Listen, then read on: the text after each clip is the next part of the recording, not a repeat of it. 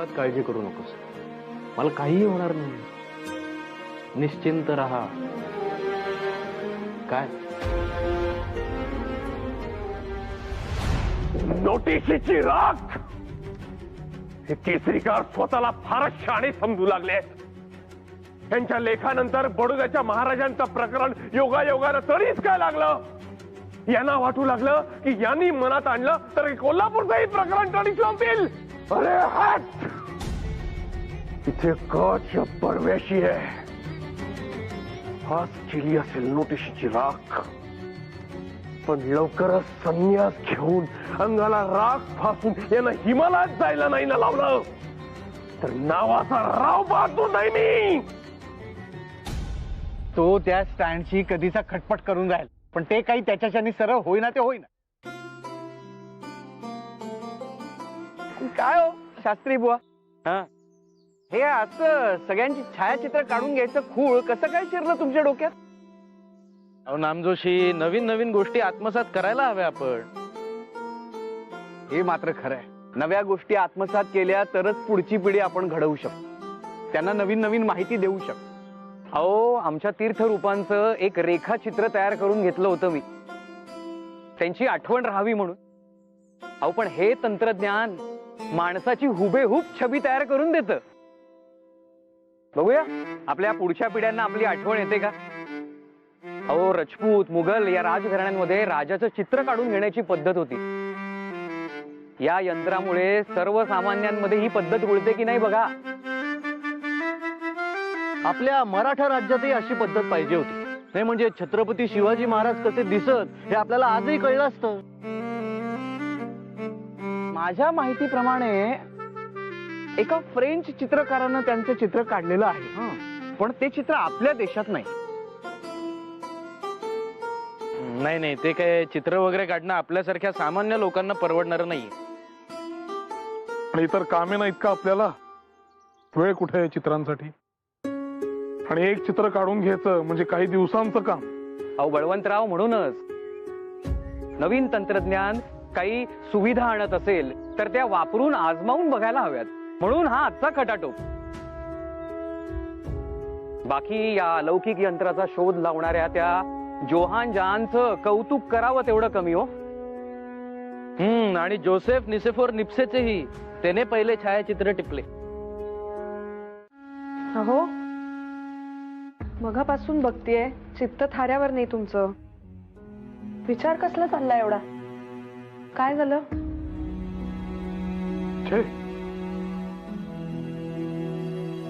आपला असाच विचार करतोय, झालेलं काही नाही. काही नाही.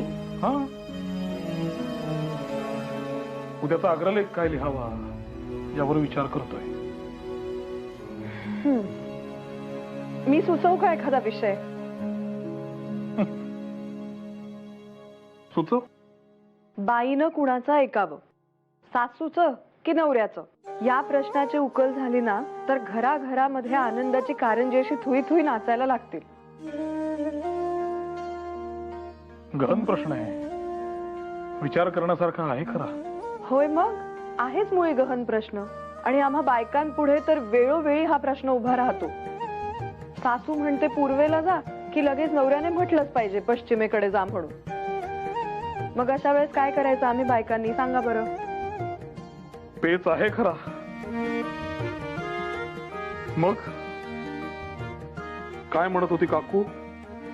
अगं बाई, तुम्हाला कसं कळलं? आता इतका मोठा पेच पडला आहे म्हणजे काकू येऊन गेली हे निश्चित. काय म्हणे? त्या म्हणतायत की लघुरुद्र करूया. मग तुझं काय म्हणणं आहे? मी काय म्हणणार? मी म्हटलं यांना विचारून सांगते करूया का नको. तुझ्या मनाला काय वाटतंय? तुला वाटतंय का करावंसं? माझ्या मनाला काय वाटतंय हे नाही ठाऊक मला, पण तुम्ही काय असे फार देवदेव करत नाही. रोजची पूजा करता तेच खूप झालं. हो, पण रुद्र केलं तर सासूबाईंना बरं वाटेल हे नक्की.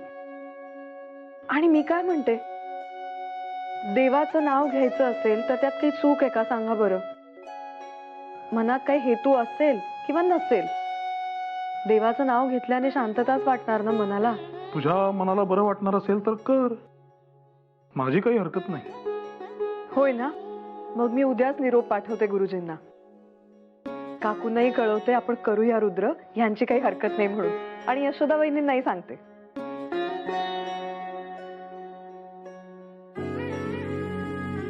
किती भोळी आहेस तू भामा. तुझ्या साध्या सरळ आयुष्यातले तुझे साधे सरळ हिशोब आहेत.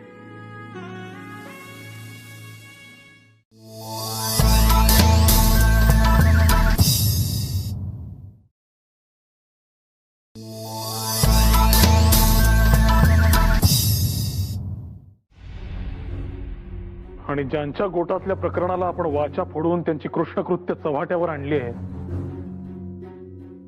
ते काही गप्प बसणारे नव्हे. त्यामुळे आता आणखी यावर विचार करून काय हाशील आहे. पण हे समन्स म्हणजे भविष्यात आपल्या समोर काय काय वाढवून ठेवलेलं आहे याची चुणूक आहे. हे बघा मंडळी, हे सगळं ठीक आहे, पण जर काही केस उभी राहिली आणि ती लढायची ठरली तर त्यासाठी लागणारं आर्थिक बळ आणायचं कुठून, हा प्रश्न आता सगळ्यात महत्वाचा आहे. शेवटी पैशाचं सोंग नाही ना आणतायत गोपाळराव. आपटे, खरंय तुमचं. आता या क्षणाला हा मुद्दा महत्वाचा आहे. हे पहा, मला असं वाटतं आपण आपण हे बघा, या प्रकरणाचं जे काही करायचं ते तुम्ही दोघांनी करायचंय. त्यामुळे तुम्ही आपण असं नाही म्हणालात तरच बरं. का बरं? केसरीमध्ये तुम्ही देखील भागीदार आहातच ना, म्हणजे ही तुमची देखील जबाबदारी आहेच. नाही, संपादक म्हणून आम्ही दोघं उभं राहणारच आहोत. पण तुम्ही मालक आहात आपटे. मालक म्हणून सही केलीत तुम्ही, विसरलात? अहो कसला मालक? नफ्यातला काही हिस्सा तर घेत नाही आणि म्हणे मालक. अहो आपटे, नफा घ्यायला न घ्यायला मुळात तो व्हायला तर हवा ना. अहो बळवंतराव, तुम्ही हसताय. इथे पाणी गळ्यापर्यंत आलं आणि तुम्हाला चेष्टा सुचतीये. बरं, नफ्याचं राहिलं, निर्णय तरी कुठे घेतो मी? कुठले? तुम्ही दोघंच तर घेता. हे पहा, आमच्या इतकेच तुम्ही देखील या प्रकरणात गुंतलेले आहात. त्यामुळे ऐनवेळी अशी शस्त्र टाकून तुम्हाला मागे फिरता यायचे नाही. हो कसली शस्त्र? काय बोलताय तुम्ही? इथे जे काही निर्णय घ्यायचे असतात ते तुम्हीच दोघं घेता. मी फक्त इतर कारभार बघत असतो. हे दोघं बघा. हो हो, शांत व्हा आपटे. बसा बसा बसा, या बसा. शांत व्हा. हे बघा, इतकं घाबरून जाण्याची काही आवश्यकता नाहीये. तुम्हाला लगेच कोणीही कोर्टात उभं करत नाही. शांत व्हा. हे बघा आपटे, संपादक म्हणून या दोघांवर जबाबदारी असली तरी आपण साऱ्यांनी मिळून चर्चेतून काही तोडगा निघतोय का याचा विचार करूया. आता शास्त्री बुवा असायला हवे होते. त्यांचं मत विचारात घेता आलं असतं. 2 दिवस उलटून गेले तरी शास्त्री बुवांच्या तब्येतीची काहीच खबर बात नाही. त्यांना उष्माघाताचा त्रास होता. होतील बरे. बळवंतराव, मला असं वाटतं आपण शास्त्रीबाबांना भेटायला जाऊया. त्यांच्या तब्येतीची विचारपूस करता येईल आणि हे प्रकरणही त्यांच्या कानावर घालता येईल. अगं हो नको, माझा उपास.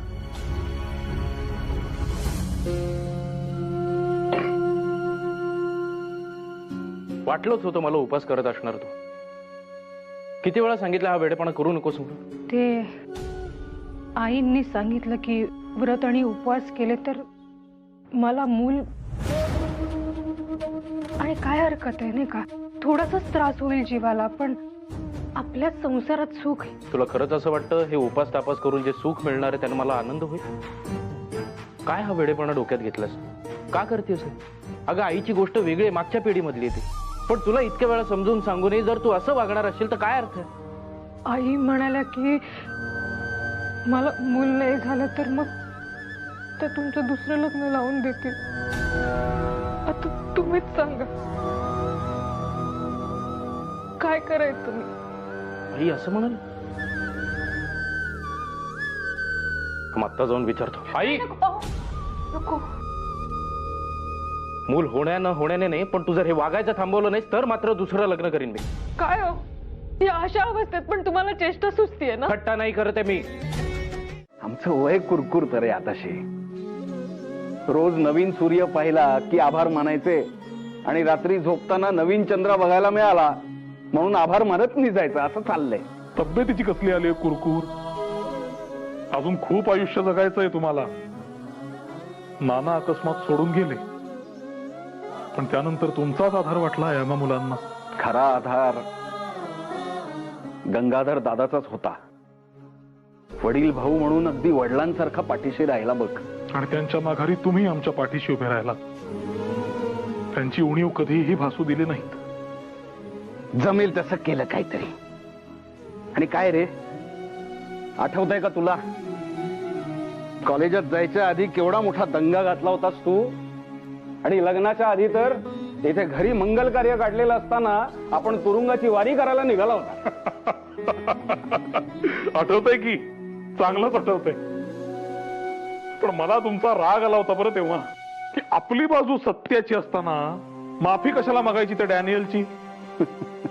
पण मला नानांनी समजावून सांगितलं की आपल्या माणसांच्या भल्यासाठी, माझ्यासाठी तू बाजू सत्याची असतानाही जाऊन माफी मागितली होतीस. आपल्या माणसांसाठी 2 पावलं मागे येण्यात कसला आलाय मानपान. पण दादानं तुला किती छान समजावून सांगितलं त्या पत्राद्वारे. खरंच वाटतं रे कधी कधी दादा हवा होता. खूपच लवकर गेला बघ.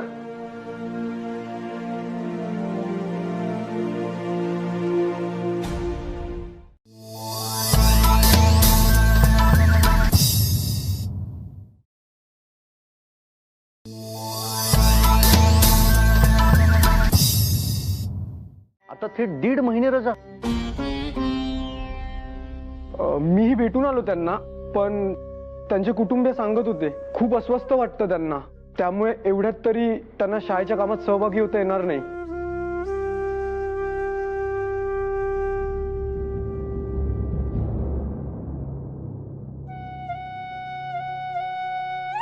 वहिनी, खटल्याबाबत काही कळलं का तुम्हाला?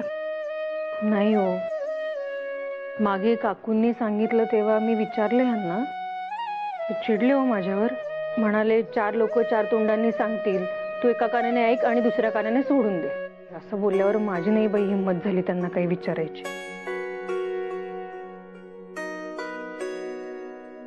ताई, काय हो, काय होईल आता? खरंच का हे दोघं? हे पहा वहिनी, आता जे काही होईल त्याला आपल्याला धीराने तोंड तर द्यावंच लागणार ना. पण या सगळ्यात आपण दोघे आहोत एकमेकींना आधारासाठी. ही किती चांगली गोष्ट आहे की नाही? ताई, सगळं ठीक होईल ना?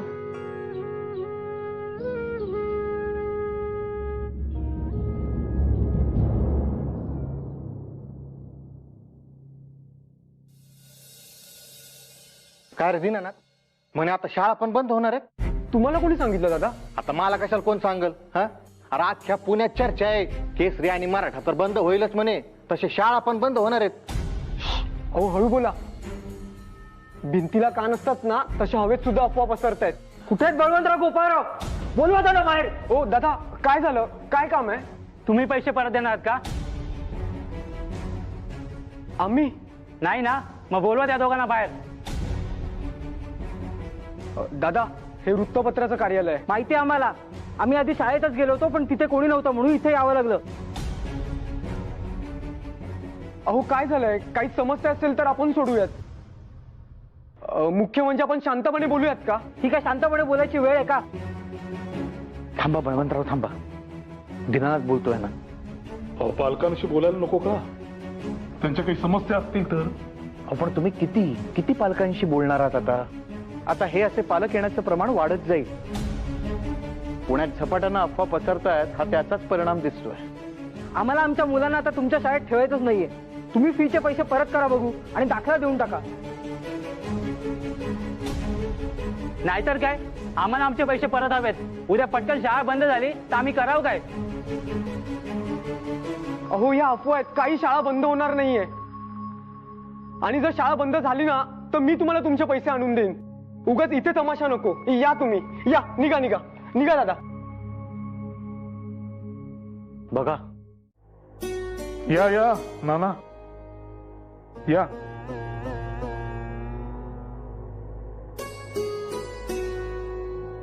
आज कसं येणं केलं?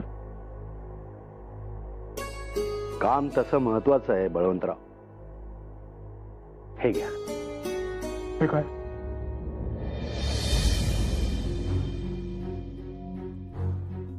हे काय नाना, कसले पैसे? नाही म्हणू नका. अहो, खटल्यासाठी मदत आमच्याकडून. तुम्हाला पैशांची अडचण आहे हे आमच्यापासून लपणं शक्य आहे का? मी हे पैसे स्वीकारू शकत नाही नाना. हो पण का? इतकी मोठी रक्कम कुठून उभी करणार मलाही सांगता यायचे नाही. संकट आहेच आमच्या समोरही, पण केवळ संकट आहे म्हणून तुमच्याकडून यासाठी पैसे घेणं हे मला काही पटत नाही. अहो बळवंतराव, असं काय करताय? अहो तुम्ही आमच्या कामी आलात, आता आम्ही तुमच्या कामी येणं हे आमचं कर्तव्य नाही का? म्हणूनच ना, जर मी तुमच्याकडून हे पैसे घेतले तर मी तुमची बाजू घेऊन ही पत्र छापली आणि सत्याची शहानिशा न करता केवळ पैशासाठी आमच्या वर्तमानपत्राचा वापर केला असा अर्थ कुणीही काढू शकेल. बळवंतराव, अहो पण गरज तर आहेच नाना, पण या अशा पद्धतीने मी भ्रष्टाचार केला असे कुणीही म्हणता कामा नये. मग आता तुम्हीच सांगा, मी कशी मदत करायची तुम्हाला? तुम्ही फक्त एवढेच करा, तुम्ही जी पत्र आम्हाला दिलीत आणि आम्ही छापली ती 100% खरी आहे हे सिद्ध करणाऱ्या व्यक्तीला योग्य वेळी कोर्टात आणून साक्षीदार म्हणून उभे करा. निश्चिंत राहा, तुम्हाला साक्षीदार दिला असा शब्द देतो मी. तुम्ही पैसे घेतले असते तर मदत केल्याचं समाधान मिळालं असतं. पण ठीक आहे, तुम्ही म्हणता ते सुद्धा योग्यच आहे. येतो मी.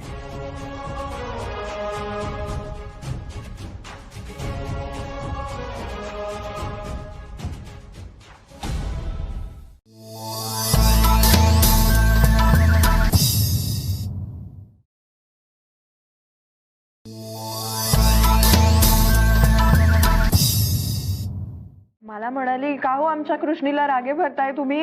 होय ना? आ, असं झालं होय. बर, कशी गंमत आहे. तिथे गोकुळामध्ये यशोदा कृष्णाला रागे भरायची, त्याला बांधून ठेवायची, आणि इथे यशोदाच आमचे कोडकौतुक करतीये. होय की नाही? काही नाही, यशोदा काकूचा लाडोबा आहे नुसता. होय की नाही? आता मी यशोदा काकूचं मुळी काही ऐकणारच नाहीये आणि एका मुलीला घट्ट मुट्ट दोरी घेऊन चांगली उखळाशी बांधून घालणार आहे. आणि जोपर्यंत माफी मागत नाही तोपर्यंत मग सोडणारच नाहीये एका मुलीला. काय कोण आहे ते मस्तीखोर आमचं? शाबास. अहो अहो,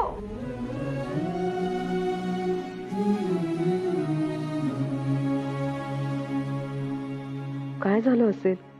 एरवी मोकळेपणी बोलतात तर कळतं तरी मनात काय चाललंय. काहीतरी चिंतेचा विषय आहे खरा.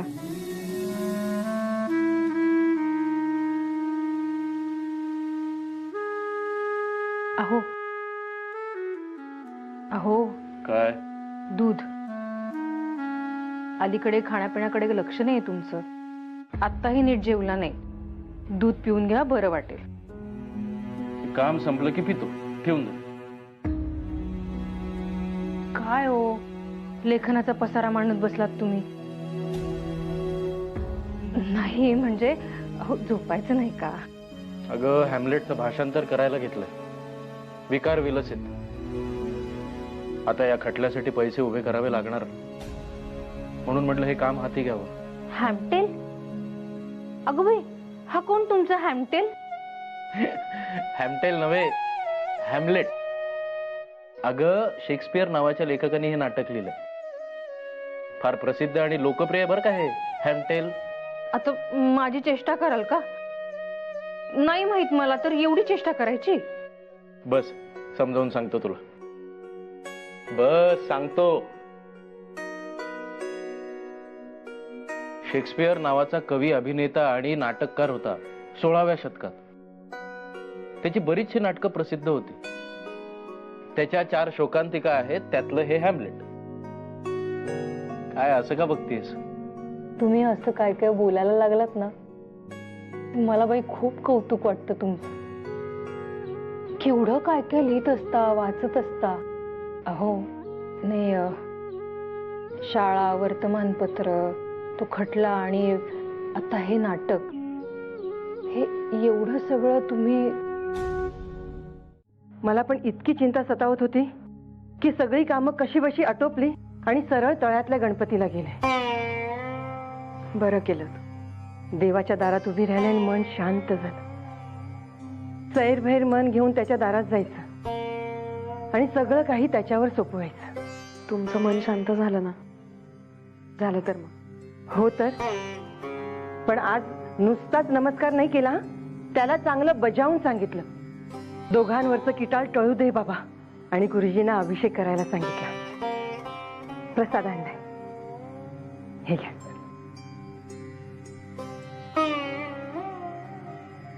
यशोदे घे.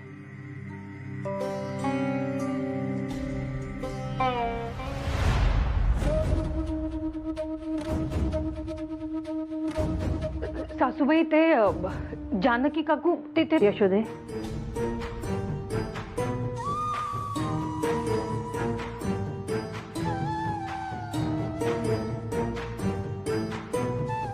हा गणपतीचा प्रसाद आहे. अभिषेक केला तळ्यातल्या गणपतीला. गुरुजींना सांगितलं गाराणच घाला. लेकरांवरचं संकट टळू दे रे बाबा. मग काय म्हणाले गुरुजी? ऐकलं का देवानी? हो तर, ऐकणारच. तो गाभाऱ्यात बसलेला सगळ्यांची गाऱ्हाणी ऐकतो. हा प्रसाद विधवेच्या हातचा असला तरी तुमच्या मुलांच्या भल्यासाठी आहे. त्याला तुम्ही नाही नका म्हणू. घ्या ना. एवढा कसला विचार करताय? त्याच्या दारात सगळे समान आहे. सदवा विधवा हा भेद तिथे नाहीये.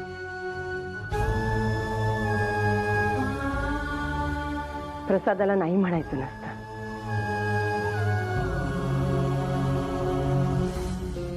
घ्या.